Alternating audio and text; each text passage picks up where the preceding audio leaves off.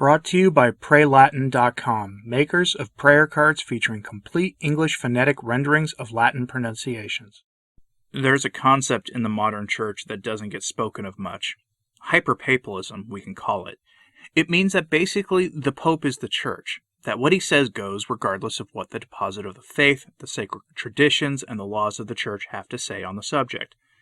It's a vision of the papacy that is similar to a metal-bestoked ruler in a general's uniform, closer to that than the vision that we have of what the papacy truly is, that is, of the vicar of Christ, of a shepherd of souls.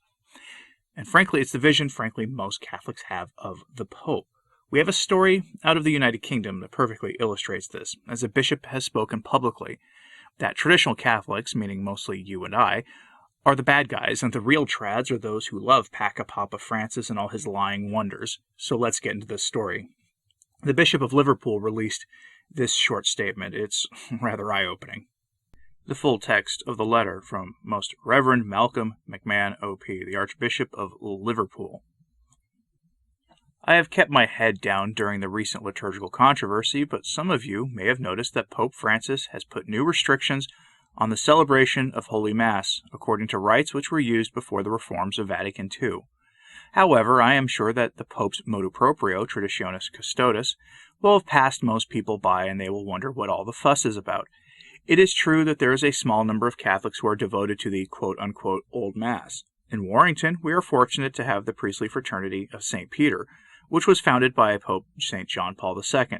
They conduct their liturgy according to the preconciliar rites and offer pastoral care to those Catholics who choose that way of worship. One thing that annoyed many Catholics is that those devoted to the old ways of worship often describe themselves as quote-unquote traditional. I think that they have hijacked the word for their own use. Pope Francis has reclaimed the word tradition by clearly stating that the bishops are the guardians of tradition. Tradition has a particular meaning in theology. It refers to St. Paul when he says that he passes on to us what he has received. In other words, tradition is a living concept, not something stuck in the past. The Mass which I celebrate daily is the one which I received from Pope St. Paul VI and Pope St. John Paul II, and is therefore the quote-unquote traditional Mass. The point I am making is more than simple semantics. It is about the very life of the Church itself. End quote. In other words, tradition is anything we say it is, because tradition is a living thing. And because the bishops and the Pope are the guardians of tradition, tradition is what we say it is. That's the logic we see here. But the actual definition of tradition, in the theological sense that the Church has always used, says something just a little bit different. I know you're surprised. I'm taking this definition here from the online Catholic encyclopedia at newadvent.org. Quote, the word tradition in the ecclesiastical sense, which is the only one in which it is used here, refers sometimes to the thing, doctrine, account, or custom, transmitted from one generation to another, sometimes to the organ or mode of the transmission. End quote. In other words, tradition is something passed down from generation to generation and goes back to antiquity. Maybe the argument could be made that when the new Mass, the new form of the sacraments, the new theology, and the rest of it were invented out of thin air by Bugnini and Paul VI and those that came after, they were creating something new to be passed on as a new tradition. But the Bible also has some strong words about that sort of thing as well. What the Archbishop of Liverpool believes is something that we can just call hyper-papalism, the idea that if the Pope says it, it's always right, full stop. It goes hand in hand with the strange idea that the Holy Ghost chooses the Pope, something that before Vatican II no one believed. People believed that the Holy Ghost could be invoked prayerfully by the bishops in their conclave, to be guided by the Holy Ghost. But there is little to no evidence that that has happened in more than a century at least. To say the Holy Ghost guides the Church and the Pope is different than believing that the Holy Ghost chooses the Pope. Where the idea originated from, I have no idea, and I'm sure I'm going to get some angry responses in the comments for rejecting that notion, but again, it's a new idea in the Church. It's not something that anyone has written about before the Council. And so I reject that notion, because the idea turns the Pope into an oracle, and he is not an oracle. He's not a mystical figure who comes down the mountain and gives us new insights all the time, and we must take them at his word. He is to borrow Francis's term, he is the actual guardian of the tradition, of the faith, not the inventor of it. So don't be what is called a papal positivist, which is simply a fancy way academics have of saying that whatever the Pope says must be right, and that what he says goes in all things at all times. That transforms the Pope into a dictator, which he is supposed to be, the servant of servants, the vicar of Christ, not an absolute ruler who does what he wills when he wills it. Michael Brendan Doherty, writing at National Review, wrote about this when he was responding to both the Bishop of Liverpool's bizarre statement about tradition and to his own critics from a blog that I'm not going to say the name of because I detest them and not going to give them any free advertisement here. Last month, Mr. Doherty wrote an article in the New York Times about Traditionis Custodes and described the state of the church for the typical lay Catholic and non-Catholic to see who might have been wondering what the fuss was about. That piece was covered by me and by the enemies of the traditions of the church, who called him essentially a schismatic. What Mr. Doherty describes as the same idea held by the adversaries of tradition as being papal positivism, or what the Pope says always goes, and he does that here in his latest piece for National Review. It's an error linked to that error that says that the Holy Ghost comes down and chooses a Pope personally. That has fueled the errors of every pontificate since John the 23rd. Quote, I would submit that this can be done only when one is committed to papal positivism. If the Pope says it, it must be true. Many non-modernists unwittingly set the stage for this error themselves when, in the wake of the Council, they tended to concentrate on Pope Paul VI's document, Humanae Vitae, and the papal pronouncements of John Paul II as the primary, perhaps sole, manifestation of the dogma of the Church's indefectibility. Instead of following the ancient formula of St. Vincent of Lerins, we hold that faith which has been delivered everywhere, always, by all, modern apologists tended to look around and orient themselves to, well, where Peter is. When one looks back to Catholic history, it's easier to see how distorted this hyper-papalism is.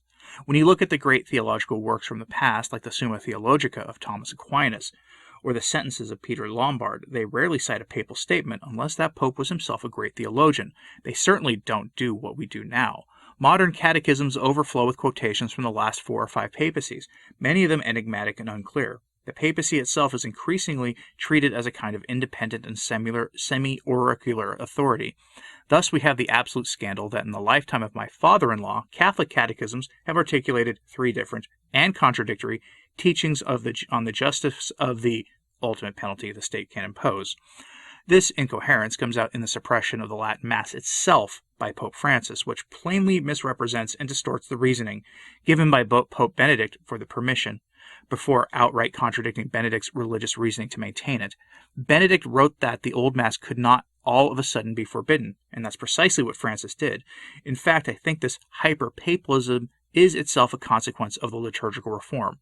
The Old Mass, a product of many centuries of organic development and slow reform, provided a deep spiritual connection for Catholics to live the lives of saints going back ages.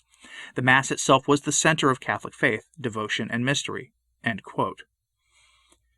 The result, Mr. Doherty goes on to say in his recent piece, is that because the Church has severed itself from its sacred traditions, we have mystified the papacy, turned the Pope into an oracle and the center of attention in the Church. Popes have become rock stars, crossed with politicians. One of the hallmarks of the modernist era is that the modern popes have engaged in worldly affairs, unlike any pontiffs in prior eras. Which is saying something, by the way, for those who know anything about church history. They were often knee-deep in that sort of stuff.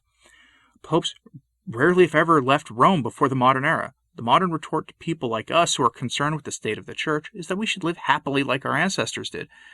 They were people who had no idea what the Pope was doing and only knew his name because his name was said at Mass. The problem is, of course, that in the modern era, as a result of modern communications technology and hyper-papalism, we've turned the Pope into an everyday fixture of our lives.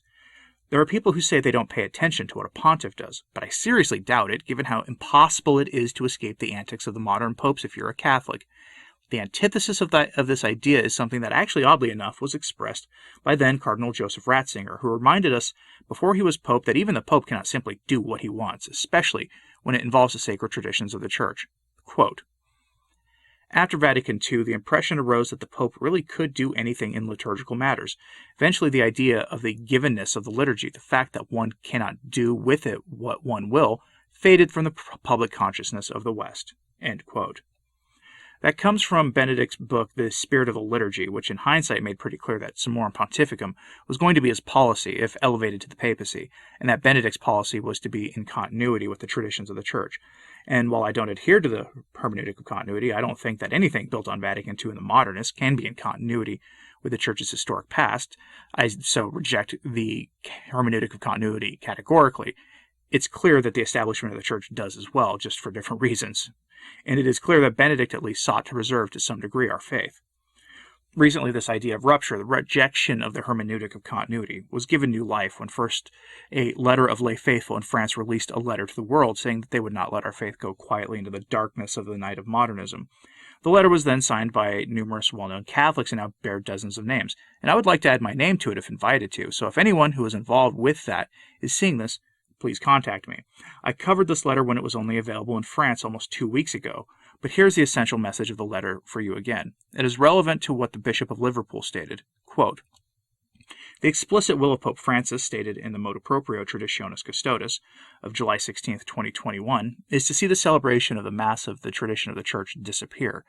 This decision drives us to great dismay. How can we understand this rupture with the traditional missal, a venerable and ancient actualization of the law of faith, which has bore fruit through so many nations, so many missionaries, and so many saints? What harm is done by the faithful who simply want to pray as their ancestors had done for centuries? Can we be unaware that the Tridentine Mass converts many souls, that it attracts young and fervent assemblies, that it arouses many vocations, that it has given rise to seminaries, religious communities, monasteries, that it is the backbone of many schools, youth groups, catechism activities, spiritual retreats, and pilgrimages? Many of you, Catholic brothers and sisters, priests and bishops, have shared with us your failure to understand this and your deep sorrow. Thank you for your testimonies of support. To promote peace within the Church, in order to build unity and charity, and also to lead Catholics to reconnect with their own heritage by making as many people as possible discover the riches of liturgical tradition, the treasure of the Church, those were the goals pursued by Summorum Pontificum. Pope Emeritus Benedict XVI witnesses his work for reconciliation, destroyed during his own lifetime."